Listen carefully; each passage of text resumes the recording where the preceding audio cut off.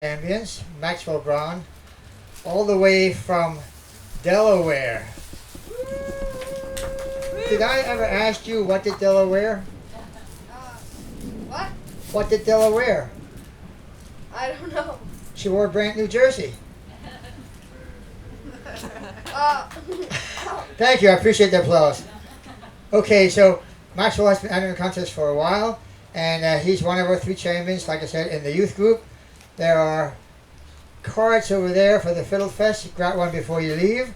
The lady in charge of crafts, Connie, and the chief honcho, Larry, and I'm the music guy, music coordinator, and band leader, and MC, sometimes all at the same time. And my name is Keith Brinsenhoff, and I come a long ways to be here every year because I live about 2 blocks that away. Really. So, okay, Maxwell, you got 45 minutes. Let it rip.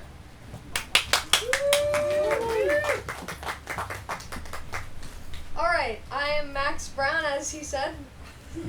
I got it right! Yes! And I'll be playing some tunes for you. And the first one is called Red Bird, which was popularized by the great fiddler Clark Kessinger.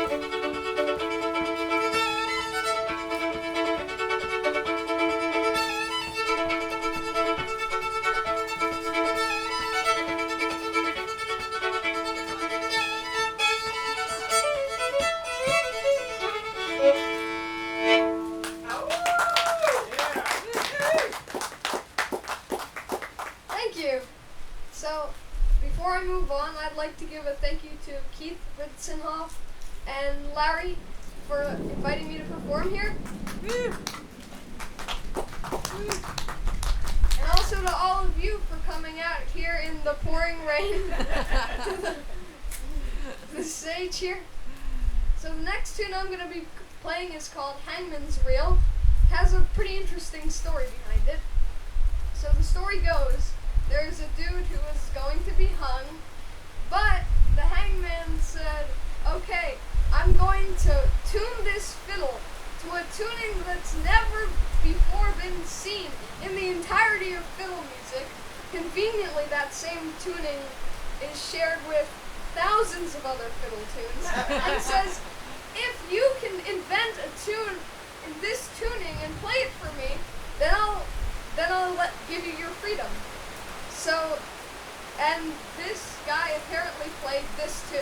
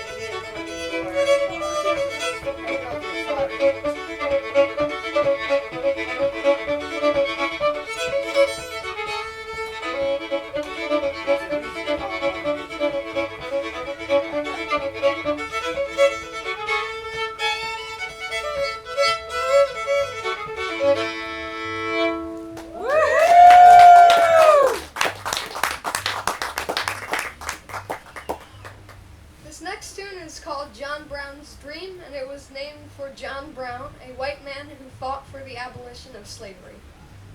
Woohoo!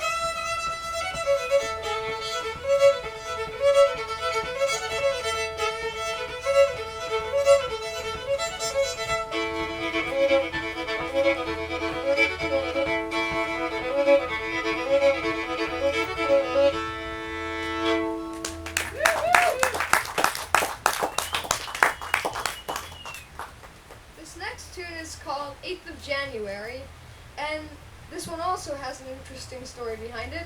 So, it was written by a history teacher who was mad that his students didn't like history. So he made this tune-up about the Battle of New Orleans to apparently make them like history more. I don't know if that worked. So I'm not going to sing the lyrics because I don't know them, but I'll play you the tune.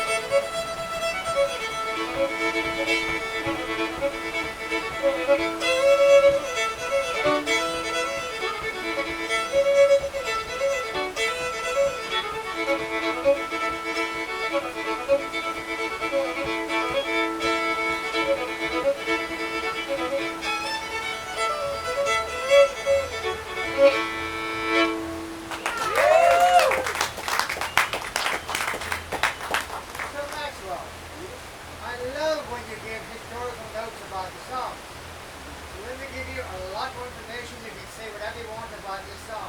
Why is it called the 8th of January? Because on the 8th of January, in 1814, after the War of 1812, the British, I think, came to America again, and then there was this battle that I think we won, even though we lost the War of 1812. Where was the battle? New Orleans. Very good, you got it. And the man who was called 8th of January because that's when the battle was fought, 8th of January. The guy who wrote it was a guy named Jimmy Driftwood. And then some guy named Johnny Horton recorded it in 1814. We took a little trip, Battle of New Orleans.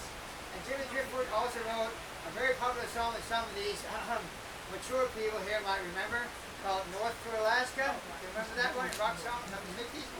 He also wrote my favorite non-Irish song called St. Brendan's Farewell. And when Jimmy Driftwood found out he could make more money writing songs than performing, unfortunately he quit teaching. So, there you go. The next tune is called Red Prairie Dawn. It's actually a pretty modern fiddle tune, and it was written by Gary Harrison in the late 20th century.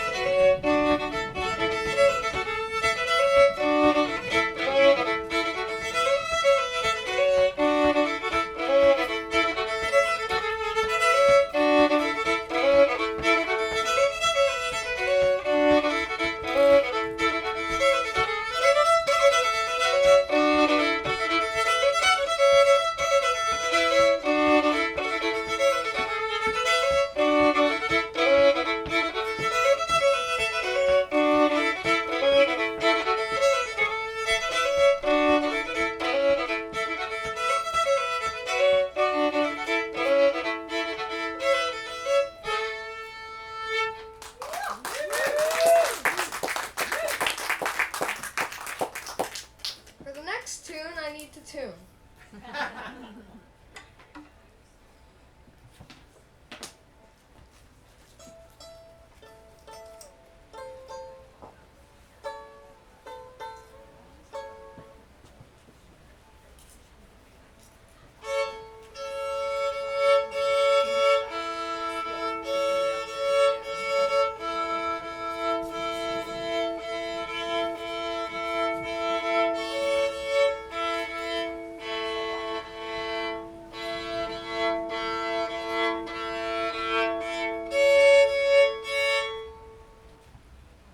This tune is called Pickin' the Devil's Eye, and for years I thought it was Pig in the Devil's Eye because I think I misheard my fiddle teacher like 5 years ago when he taught me the tune.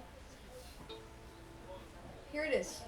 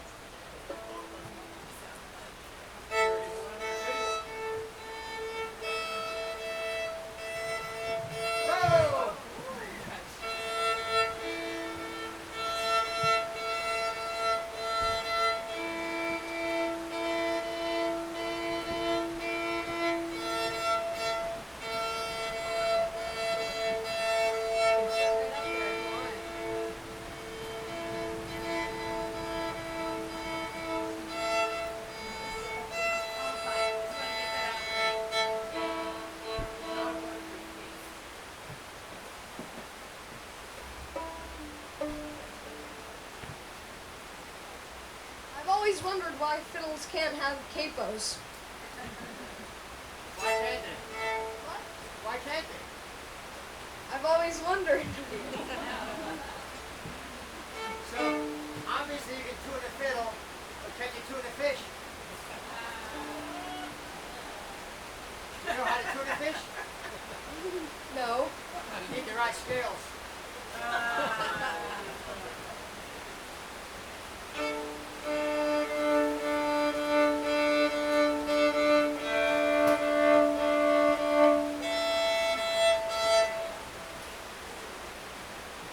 This tune is called Home the Yearlings, and it was another one that was popularized by Clark Kessinger.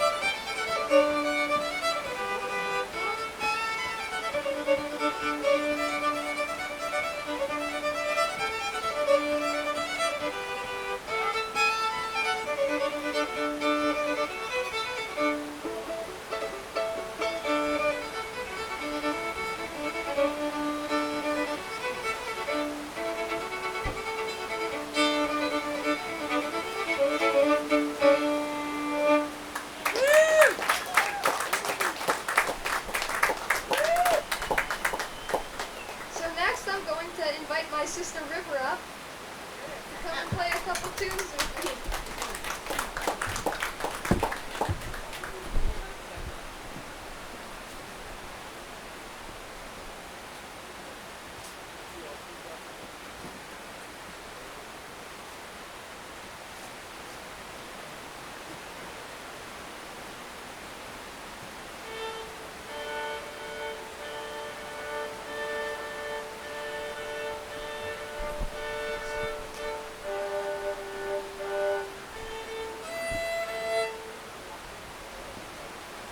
Max, will you make sure the mic is right for her too?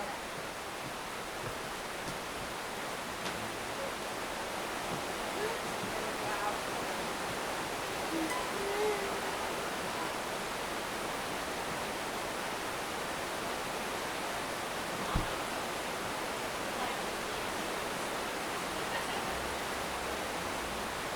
The first tune we're going to play is called Down Where the River Bends.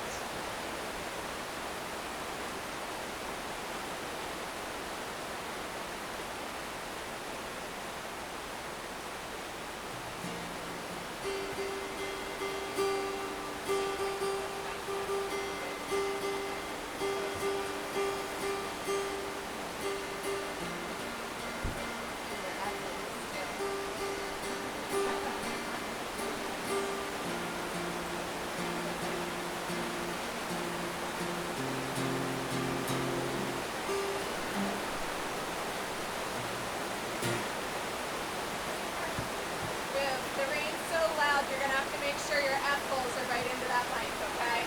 Alright.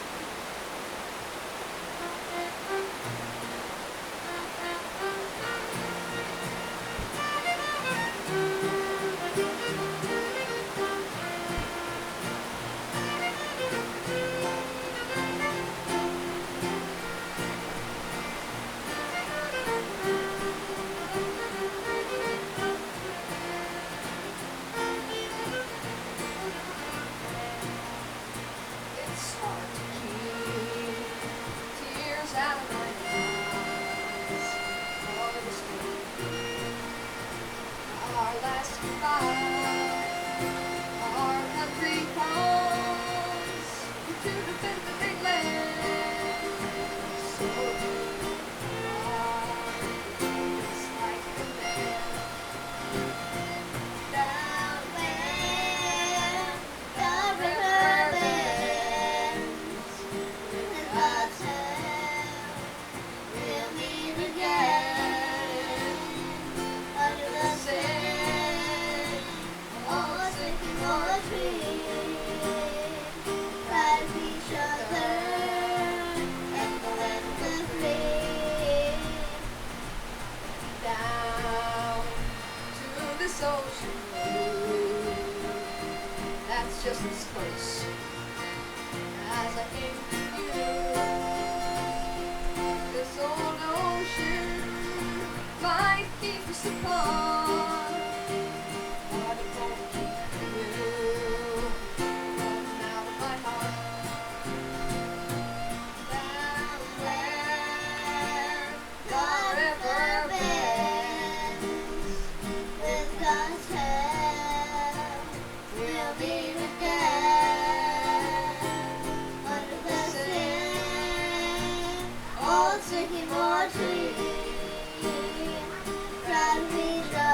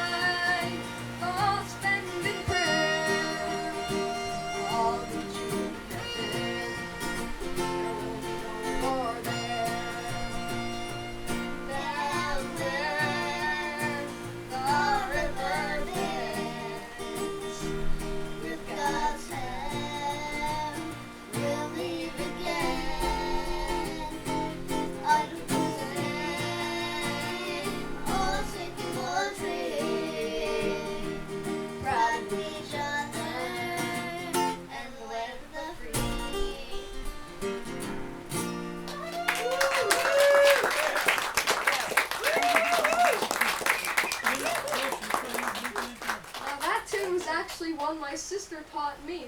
She played it Here's what with at the Galax Old Fiddlers Convention last summer.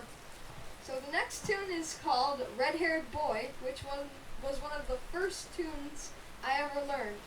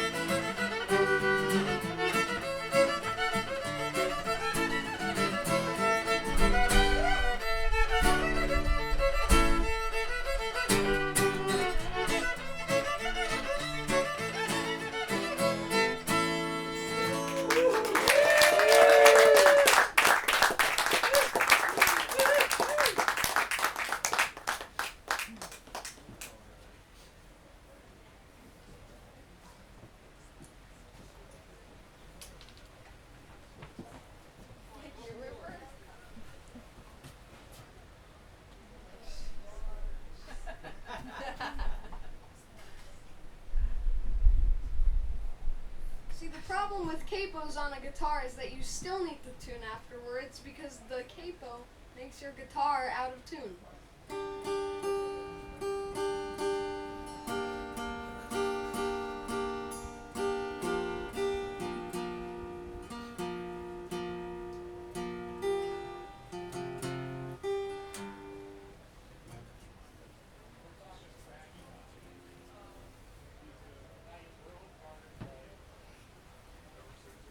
Oh, this next tune is called Keep on the Sunny Side, and it was popularized by Maybelle Carter, who is a member of the famous Carter Family Band.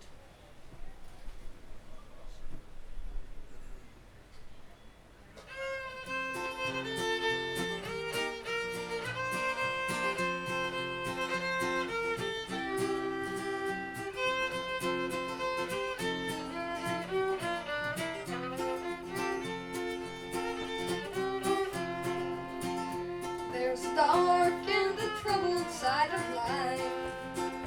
There's a bright and a sunny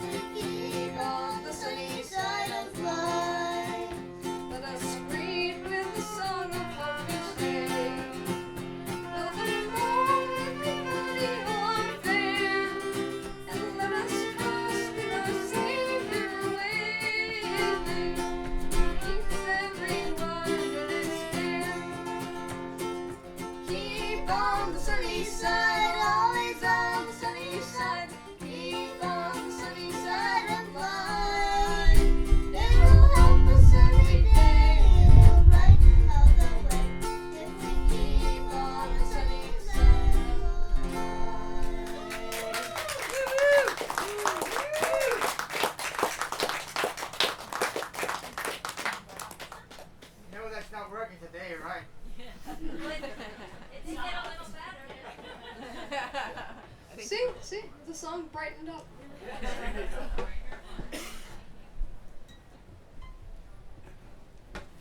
Scientifically proven.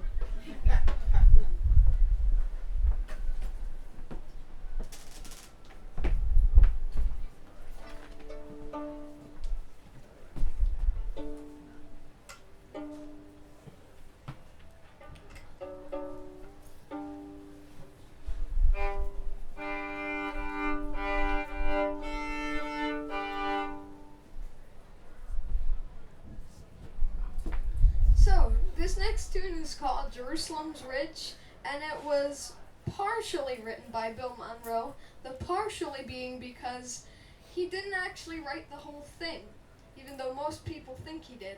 Really, he called up his friend Kenny Baker, who was a great fiddler, and asked Kenny, "Hey Kenny, can you write me a first part of my tune? Just write like 3 or 4, and then I'll pick the one I like." Multiple choice. So Kenny says, "Sure." And then Bill picked his favorite, and it's now in the song. But Bill didn't really credit Kenny with that, so. But anyways, here it is.